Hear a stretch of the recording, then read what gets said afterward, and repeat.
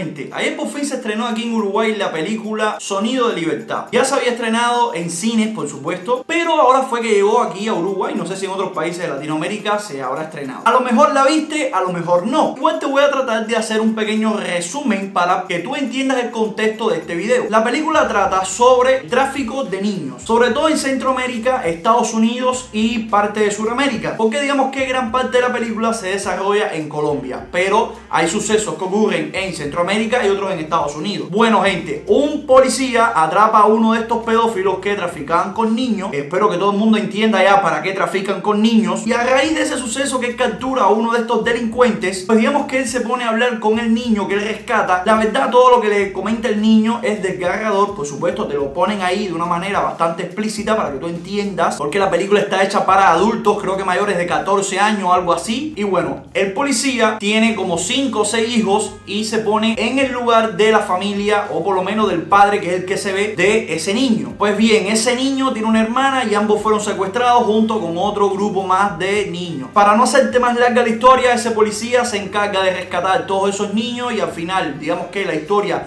más dramática es cuando rescata a la hermana del muchacho, porque tiene que adentrarse en una zona nunca antes explorada de Colombia por el gobierno de Colombia, pero que ahí había una guerrilla que había comprado a la hermana del muchacho. Bueno, gente, esta película es basada en hechos reales, no es que se inventaron una novela, una historia para hablar del tema y para poder vender, digamos, entradas a un cine y recaudar dinero con una película de ciencia ficción para tocar un tema. No. Verdaderamente la historia en sí está basada en hechos reales y tal cual sucedió. Por supuesto, dramatizado en la película, pero la historia es 100% así. Está además decir que te voy a recomendar la película porque la verdad es indescriptible las sensaciones que uno puede llegar a sentir viendo aquello. Hay gente que lloró, hay gente que se enfadó y yo fui uno de ellos porque yo dije, hermano, ¿cómo es posible, hermano mío, que el gobierno de Colombia permita todo esto? Yo digo, brother, a ver, un gobierno tiene miles de millones de dólares de la recaudación de impuestos de todo el mundo, y más en un país como Colombia que viven millones de personas. Porque tú me dices a mí, en un país viven 10.000 personas, bueno, hermano, estamos un poco duros de impuestos y capaz que no podemos hacer muchas cosas, pero estamos hablando de Colombia, brother, un país que tiene millones de personas que contribuyen, otras no, porque bueno, está claro, pero es un gobierno que recauda impuestos, hermano, tiene un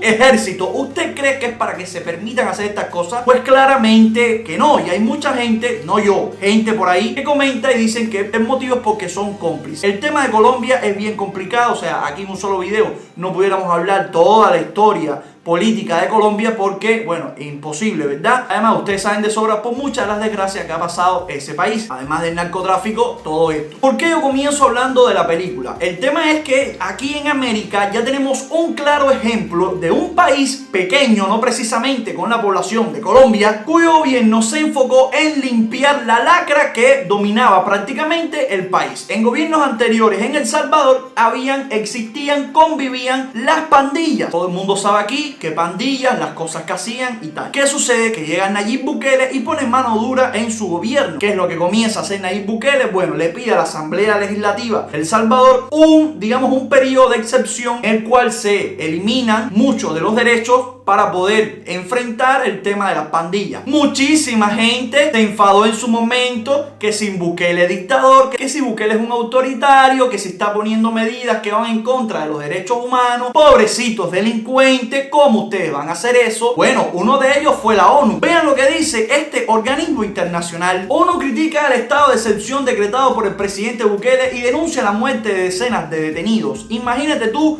pobrecito, esos detenidos que lamentablemente eran pandilleros. Y bueno, gente, imagínense ustedes, ellos amedrentaban a la población, cobraban peajes que no se tenían que cobrar, asesinaban, traficaban, formaban parte incluso de esta red de tráfico de personas del mundo que, según muchos expertos, digamos que en poco tiempo puede incluso sobrepasar al tráfico de cocaína. Una bolsa la puedes vender una vez, o sea, un niño. ¿Ya entendieron? Entonces, ay, pobrecito, los delincuentes. A la ONU le preocupan los delincuentes y no solamente este titular el internet está lleno de titulares de organismos de derechos humanos de la ONU, ONGs del mundo preocupados por la mano dura que Bukele está implantando en su país para acabar, escucha bien, con unos delincuentes, no con su pueblo. No, hombre, no. Cuando un dictador sale, acribilla a su pueblo, la ONU, pues, ¿qué pasa? No. Cuidado, hermano, eso es autodeterminación de los pueblos, ahí no podemos meternos. Pero para que tú te des cuenta, hermano, que esto no es solamente organismos internacionales, que capaz que eso sea, tú sabes, infladera, un descaro, demás. Miren lo que dice el presidente de México, hermano. Dice López Obrador, critica la política de mano dura en seguridad de Bukele en El Salvador. Hay autoritarismo y no respetan las libertades. AMLO, hermano, querido AMLO, hermano, ¿qué libertades puede tener un puto pandillero, brother? Por eso, desgraciadamente, en México existe el narcotráfico, pero aquello es lo más normal del mundo. Y la familia que me ve de México, que sé que no es poca, me lo va a confirmar. Capaz que desgraciadamente ya estén acostumbrados a eso, sepan cómo convivir con ese mal, que no es que sea solo de México, pero digamos que si capaz que no te metes con ellos no se van a meter contigo y tal. Pero es algo que no debería existir.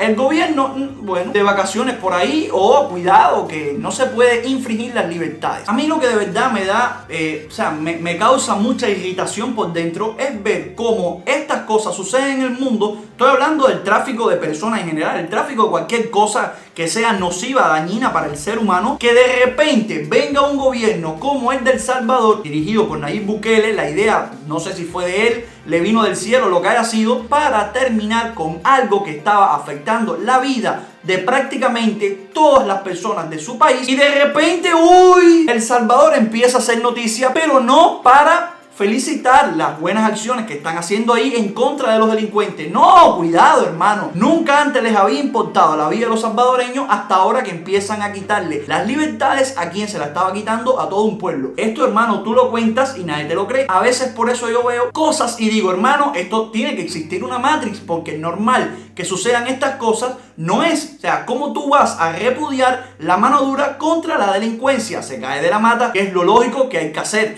Es lo lógico, hermano mío. Si tú tienes en tu país bulto de pandilleros que están acabando literalmente con la sociedad, que fueron el resultado de gobiernos nefastos, porque lo que hay ahí son gobiernos nefastos, de repente viene alguien con una idea diferente, el dictador, el autoritario, el que quita las libertades, y bueno, ya que lo diga AMLO, la verdad que es un descaro, tú me entiendes a mí. Y no solo AMLO, el mismo presidente de Colombia, Petrico, pues ha criticado incluso la mano dura de Nayib Bukele. Y de hecho, el mismo día que ha criticado la mano dura de Nayib Bukele, pues han asesinado personas en su país, las mismas guerrillas, los mismos narcotraficantes. Es una ironía total que tú dices, a ver, colega, ¿qué estás contando, hermano? ¿Cómo es posible esto, brother? Hay muchas personas que han, digamos, bautizado a esto que ha hecho Bukele en su país como el efecto Bukele, que no es más que otra cosa que la mano dura contra los delincuentes. Digamos que en Guatemala están intentando hacerlo, pero hay mucha gente criticando esas acciones como un poco populistas y que no han sido como en realidad se han hecho en El Salvador. Pero conociendo la historia de ese plan, de ese, digamos, periodo de excepción, pues también en ese entonces se decía que el gobierno de El Salvador estaba manipulando las cifras, que no era real, que era mentira, que todo era populismo, que si era un dictador que estaba haciendo esto para ganar las próximas elecciones, que si se quiere reelegir, no sé qué más, no sé qué más, no sé qué más. El tema es que, bueno, como todo era mentira, tranquilamente las personas pueden andar en la calle sin que les suceda nada. Los comercios han florecido, hicieron hasta unos juegos centroamericanos y del Caribe en El Salvador, cosa que hace 2 años eso era impensable lograrlo hacer por el nivel de violencia que había en El Salvador. Estamos hablando de 10, 20 muertes diarias ahí, que aquello era lo más normal del mundo, y en ese tiempo digamos que estaban más flojos, ¿me entiendes? En años pasados eran 20, 30. El Salvador llegó a considerarse dentro de los países que estaban en paz, que no estaban dentro de una guerra, como los más peligrosos por el nivel de homicidios que había diario. ¿Qué sucedía? Nada, no pasaba nada. La gente tenía que vivir con miedo, porque desgraciadamente hay muchas personas que viven del negocio del miedo hacia las personas. No tienes miedo, no puedes hacer nada, y yo estoy haciendo dinero gracias a tu miedo. Hay diferentes maneras de monetizar ese miedo, como se diga por ahí. Pero llega Bukele, de repente tiene un plan maestro, lo ejecuta a rajatabla, le sale bien y ahora espérate un momento, hermano. Y los derechos humanos de los pandilleros, ven acá. Y cuando están los pandilleros en la calle, ¿dónde están los derechos humanos de los salvadoreños? Para no meterme en el tema de la ONU, Cuba y demás, porque es que de verdad, hermano, la hipocresía está a la cara, brother. De hecho, usted puede entrar a los comentarios de cualquier video que esté hablando de Bukele o que esté hablando de lo que está sucediendo en El Salvador, en fin, que esté relacionado con ese tema, y vas a ver a mucha gente de diferentes países, da igual, o sea, el país que sea América, diciendo que quieren a Bukele, o sea, que Bukele sea su presidente. Venezuela, Argentina, Brasil, Colombia, México, en fin, muchísima gente lo está diciendo. O sea, quiere decir esto, que a lo mejor capaz que no todos, ¿no? Porque, en fin, esto significa que la gente entiende la realidad en la que están viviendo en sus países y quisieran, o sea, que existiera en su país por lo menos una figura política que diera la cara contra la delincuencia. O sea, no estamos hablando, familia, capaz que un delincuente de barrio que, bueno, en fin, hace una rapiña o cualquier otra cosa que sea un delito menor. Estamos hablando ya de crimen organizado. No estamos hablando de un delincuente común de la calle. Estamos hablando de crimen organizado. Entonces, yo la verdad me quedé mal. Pero mal. Después que vi la película. Porque yo me puse a sacar conclusiones y yo dije, gente, si en El Salvador se logró hacer, que era una sociedad que estaba totalmente dominada por las pandillas. O sea, es un país relativamente pequeño, no es, digamos, ni un Brasil, ni un Venezuela, que de repente salga una figura política y en 5 años el país esté irreconocible. Estamos hablando que hace, digamos, unas horas, pues Google firma un supercontrato para invertir en El Salvador. No estamos hablando aquí de cualquier bobería que pusieron una fábrica de Coca-Cola, un refresquito, no. Estamos hablando que Google, que es una de las mayores empresas del mundo, va a invertir dinero en El Salvador. Esto hace 5 años era imposible. Por eso es que yo vi la película y yo dije, hermano, ¿cómo es posible que El Salvador sea capaz de hacer esto? Brother, estamos hablando que, o sea, es algo similar, muy comparable con el crimen organizado de cualquier país. Hay países en los que realmente esto es un problema muy grave y hay otros en los que son grupos pequeños reducidos, ¿me entiendes? Que no llegan al nivel de México, al nivel capaz de las pandillas que están, excepto El Salvador, en Centroamérica, o el nivel de Colombia. Pero realmente, si tú dices, hermano, si El Salvador lo logró, ¿cómo es que al resto de los países que presentan estos problemas no lo pueden hacer? Tú dices, hermano, hay algo aquí que es que, brother, los gobiernos tienen ejércitos que responden para la seguridad nacional de la gente. O sea, nadie va a invadir Colombia en plan una guerra contra Colombia. La guerra, por ejemplo, que tiene Colombia o que pueda tener México es contra el narcotráfico que hay interno. Y el narcotráfico es uno de los problemas. Te estás dando cuenta que el tráfico de personas es uno de los negocios más grandes del mundo.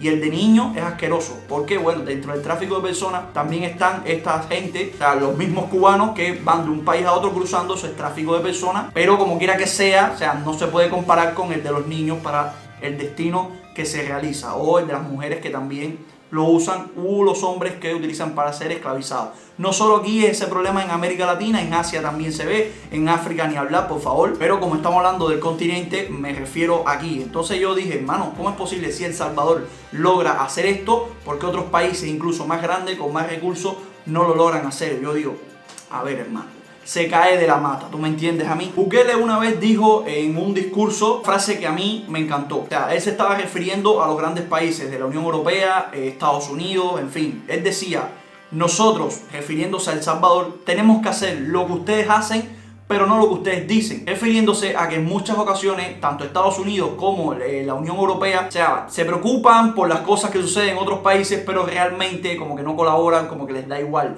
Y no solamente estoy hablando de estas ONG descaradas, las organizaciones, o por lo menos algunas de ellas que forman parte de la ONU, o sea, les da igual todo y de repente viene alguien que de una manera radical quiere eliminar un mal de raíz. Bueno, a esa hora la preocupación, a esa hora el porqué, a esa hora, ay, cuidado los derechos humanos. Coño, hasta ahora no te habían importado los derechos humanos a la gente y de repente sí lo de los delincuentes. A ver, hermano, yo sé que todas las personas que me están viendo aquí son personas de bien, personas que trabajan, tratan de, digamos, mantener familias. Y sé que están de acuerdo con lo que estoy diciendo. O sea, no es algo que sea una opinión muy radical ni nada de eso. Todo el mundo quisiera que ninguno de estos males sucedieran. Pero la conclusión que yo saqué es que si un gobierno, no precisamente de un gran país en extensión, en recursos, lo logró, ¿por qué el resto no lo logra? Y estoy hablando del crimen organizado. Así que nada, familia, espero de corazón que esta pequeña video reflexión les haya gustado. Si fue así, regálame un like, que eso me ayuda muchísimo. Suscríbete a este canal si aún no lo has hecho. Déjame tu comentario acerca de este tema y nos vemos en una siguiente oportunidad.